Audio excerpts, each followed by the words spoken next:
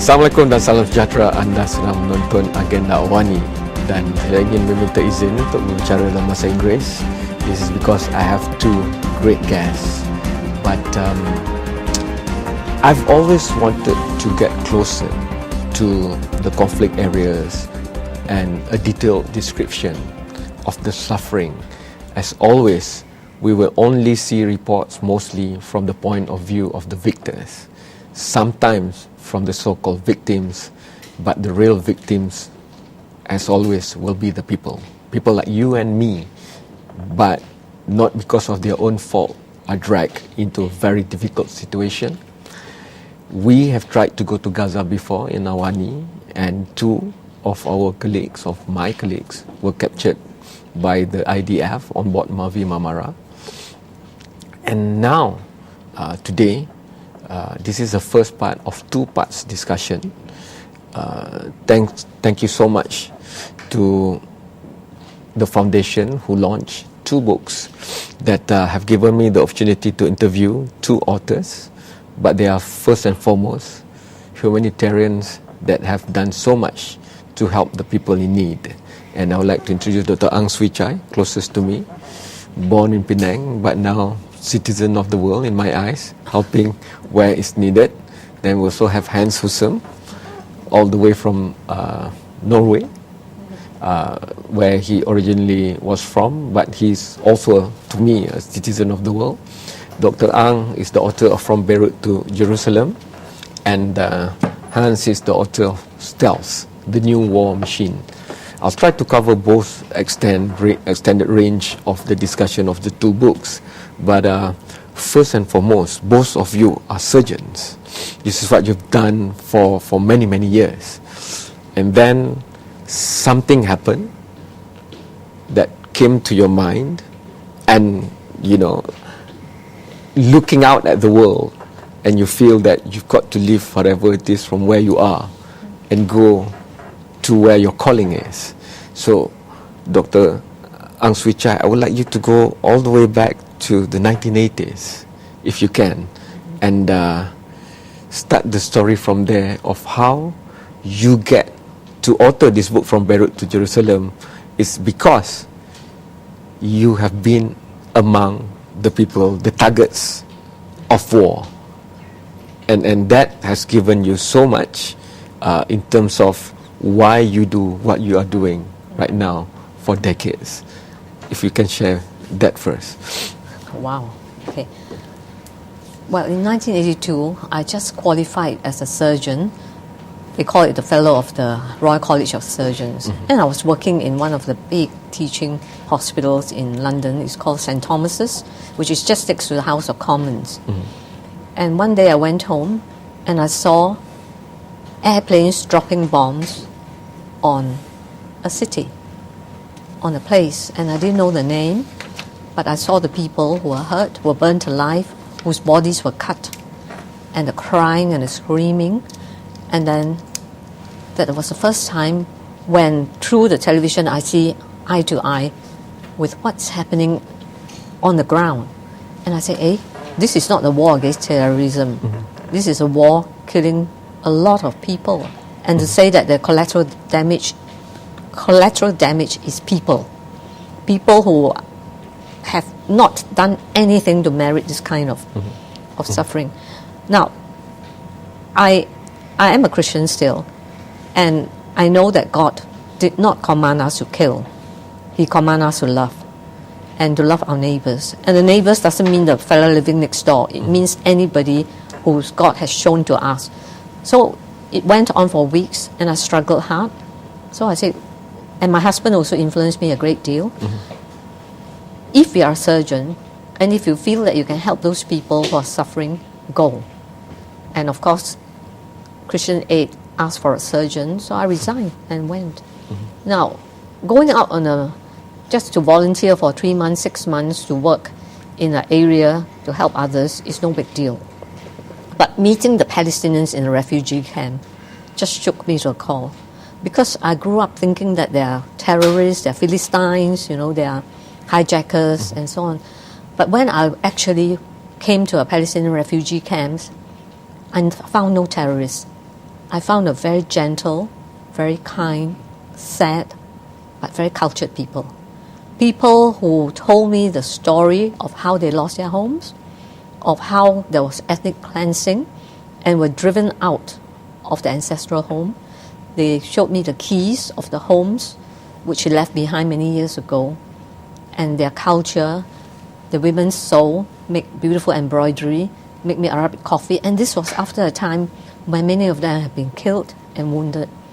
So I began to ask myself, are these PLO terrorists or are they wonderful people?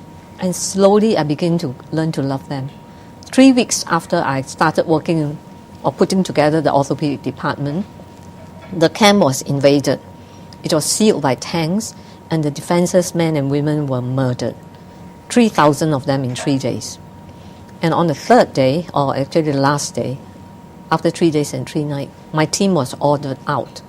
And as I came out of the basement operating theatre, I realized that although we tried very hard to save a few lives, maybe 200 lives or something like that, people were being butchered. And Sabra and Shatila is just in Beirut city itself. The newspapermen and press were just outside the camp. How can this happen in the 20th century, in a civilized Arab capital where people were killed? And who are these people that were killed? And as I look, and I said, these people have on their bodies refugee identity cards saying that they're from different parts of Palestine, Jaffa, Haifa. And they were mainly women, mothers, children, sisters, mothers, brothers. babies. The women were raped before they are killed. The men have their heads cut off. And it was... So it was not a war. It It was was not a war. not even a battle. It was not, well, it's murder. It's just massacre. It's a massacre. So that was my first massacre. And of course, then I subsequently found that the Palestinians have been through this since 1948 many times. All right. We have to go for the first break. I don't want to break the momentum we already have. So I'm going to have to bring Hans in later. And you've also witnessed the tragedies like this. Your own operating team, where you were set up, they were also butchered and murdered. So all these are the stark realities of war. That's why war must be made a crime, and those behind it must be brought to justice. And we're going to continue discussion right after this short break.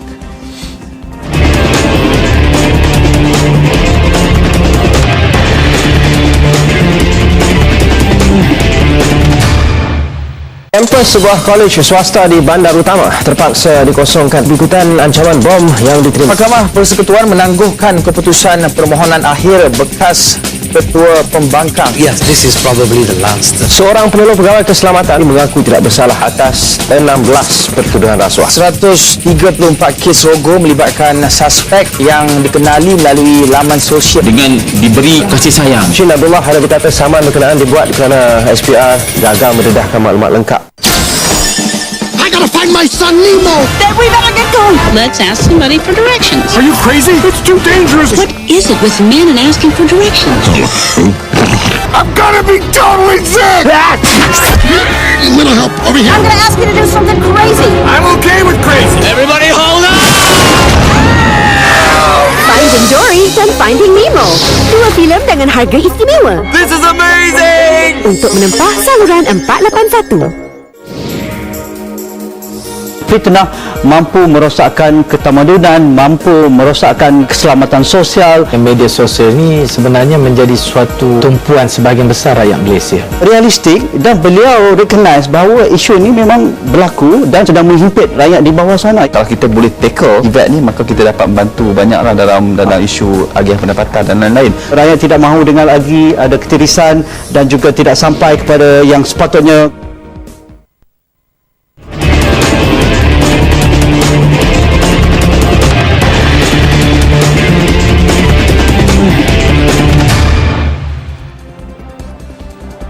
Thanks to Perdana Global Peace Foundation, I have two great people.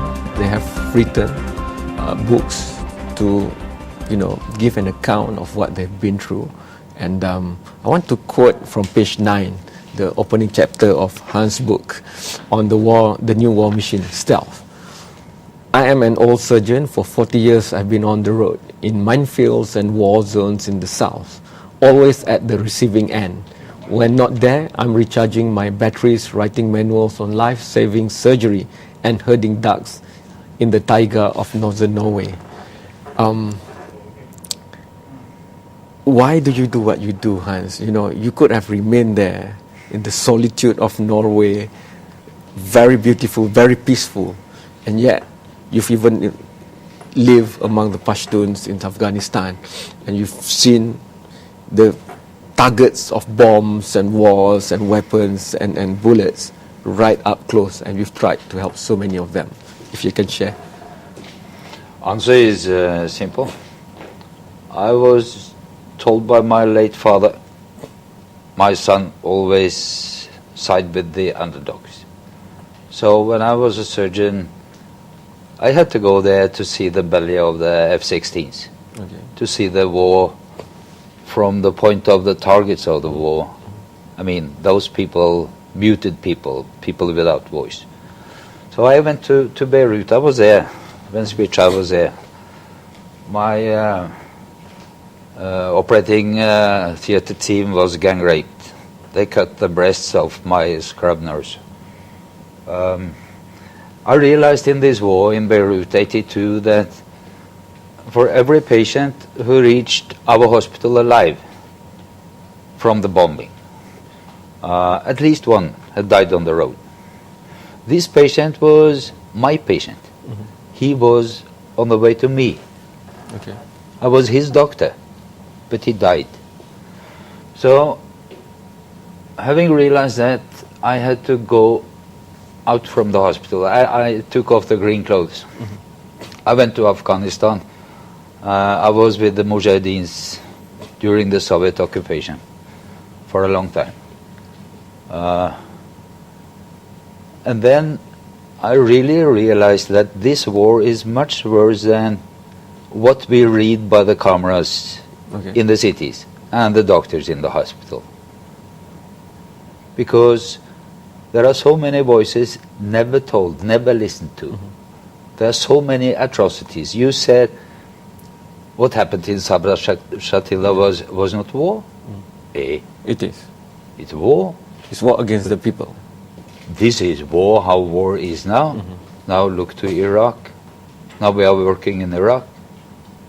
These massacres are part of warfare. It's an integrated part of warfare. But reality is so bad, so ugly, that we like to close our eyes. But to be truthful, to understand what's really going on, we have to look at this nasty reality. That's why I made this book.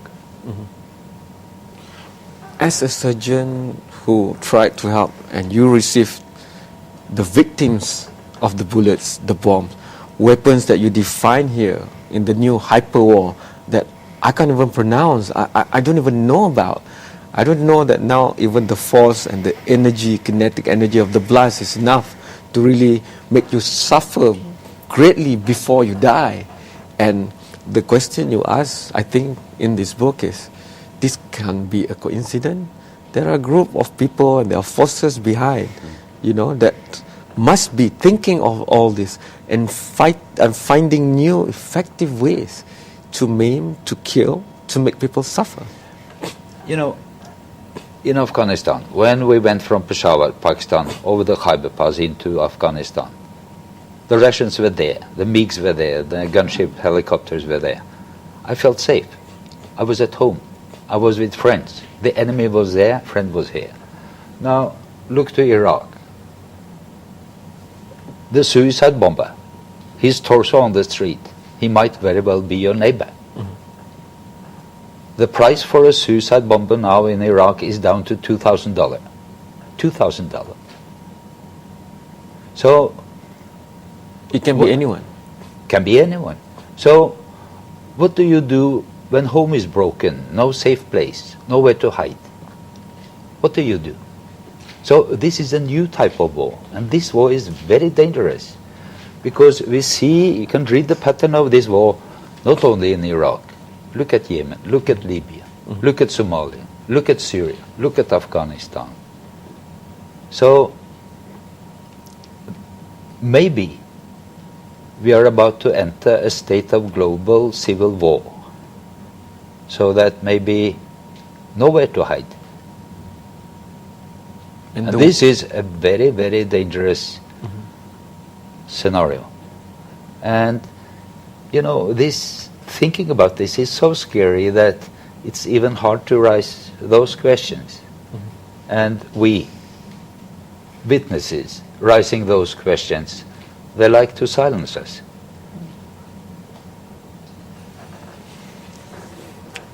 Let's go for the next break, but once we are back, even as we talk about the horrors of war, and just to give the link to what you do, I mean, there are chapters in this book, Hans, where there were no bullet penetrations, but the victim was bleeding under the skin.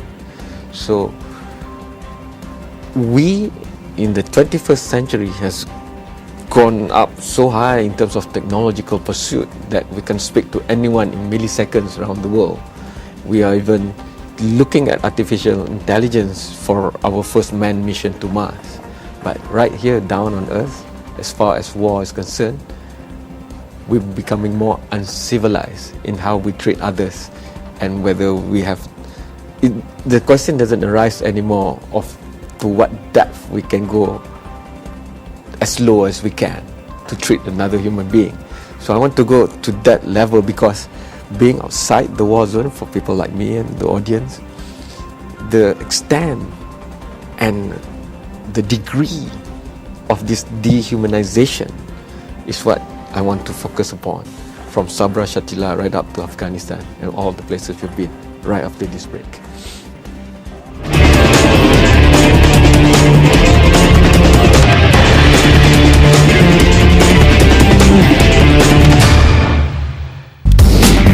CNN melepas 3-4 hari berterusan bercerita tentang separation of Manila and Washington. American Dream itu masih ada. Hari ini kita nak bercakap sikit tentang inovasi dalam pendidikan. It's an exciting challenge. I'm looking forward to the event. This is the first time it's going to be held in Malaysia. Boleh buat duit ke? Really buat money? Business interest is actually looking at Southeast Asia at the moment. Where do you begin to? Where do you move to next? Cinta bagi anda berdua. Cinta itu buta sebab tu orang dapat amal Bahrain. Siapa lagi kuat jealous? Amira Rusli. Apakah first impression bila anda berdua nampak satu sama lain? Siapa budak ni? Muka macam Mak Saleh ni kan? Siapa yang selalu buat keputusan? Amira serahkan pada Amar lah.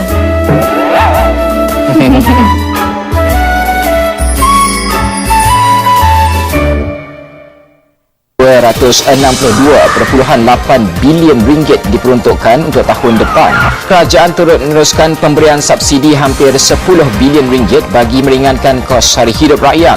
Rangkuman berita perniagaan dan ekonomi meliputi 5 berita mingguan terbaik. We should look at the first home buyer. Harga rumah masih lagi tinggi. Whether you are able to pay back. Bantuan Rakyat Satu Malaysia BRAM sebagai wang pendahuluan bagi pembelian Proton Iris.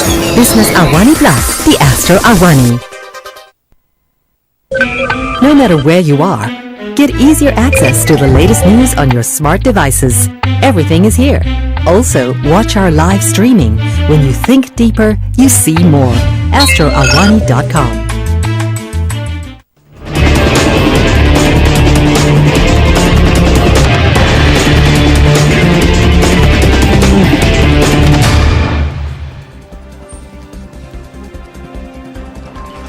One thing that I will never forget from Dr. Ang Swee Chai's book, From Beirut to Jerusalem, would be at the back page of the picture of the children who, despite everything, the horrors they see their family members being torn to shreds in front of them, still give you that V sign.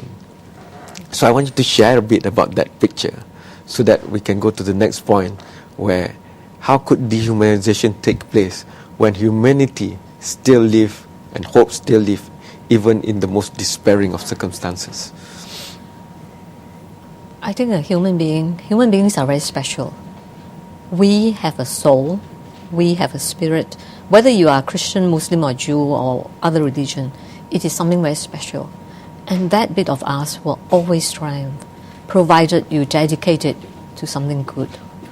So here we are.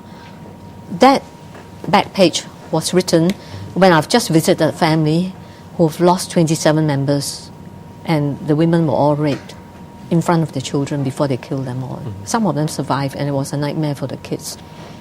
And after listening to the story, I came out really broken. And as I walked into the main streets of the camp, there were broken buildings, there were dead bodies, and that was already coming about a week. The stench was terrible. And then these children suddenly saw me and they ran up to me and they said, "Oh, Dr. Asini," that means the Chinese doctor, "she has come back, she's alive, they didn't kill her." And they all came.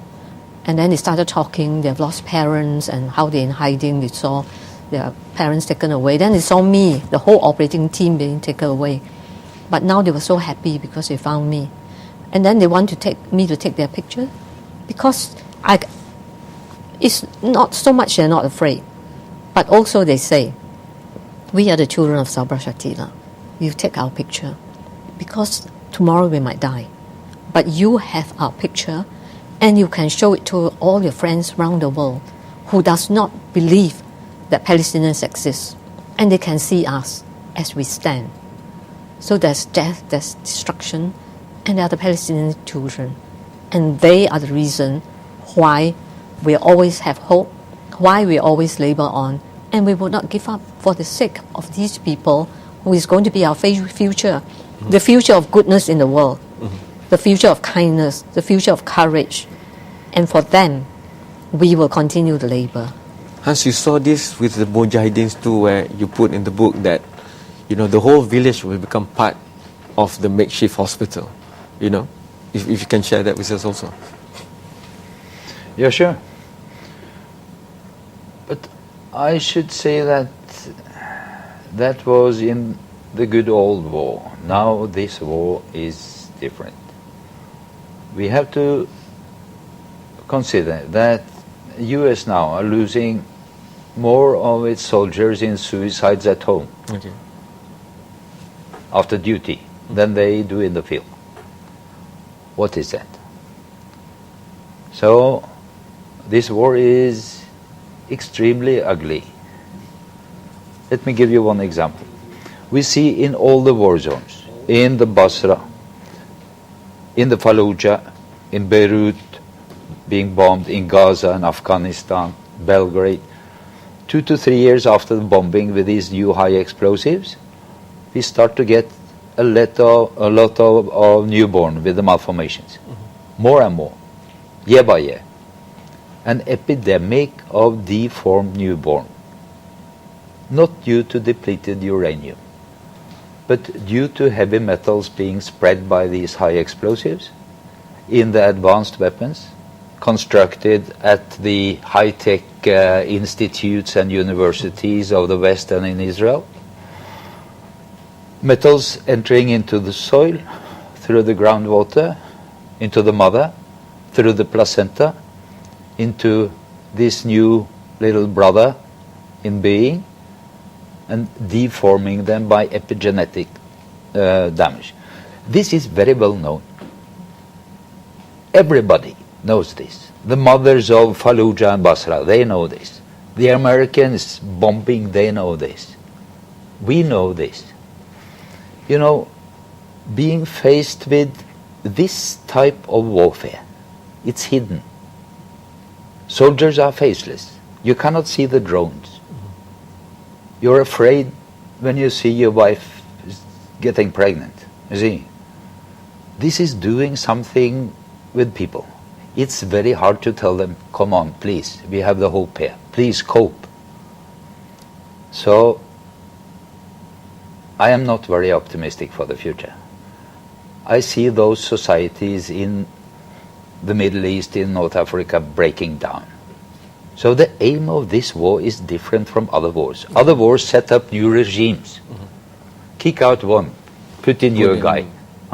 About territories and leaders. Yeah, this is about deterritorialization, breaking down, making failed states for the gain of whom? Those in power. So very hard to encourage people. I am very depressed. I am pessimistic. Okay, that's all the time we have for this episode. But this is a topic very dear to Asra Awani. So we're going to say goodbye for tonight. But tomorrow night, there's part 2 to the discussion. I want to go a bit deeper with Hans on the hyperwar, where it's not about a country versus a country, a district versus a district, territory against the other, changing leadership or regime, but it's just total deconstruction of what makes for a society. And more is happening in familiar surroundings of a city, of a house, of a school, even a hospital. Nothing is sacred anymore. So that will be the discussion in part 2, and I hope Dr. Ang will also share with us, after going through this for decades, there must be a sliver of hope somewhere, and even if that hope means the very tough task of criminalizing war, we must be making stride on this, because the humanity of 21st century cannot allow this to go on. So I'll see you in part 2 of this discussion in tomorrow night's episode. Goodbye.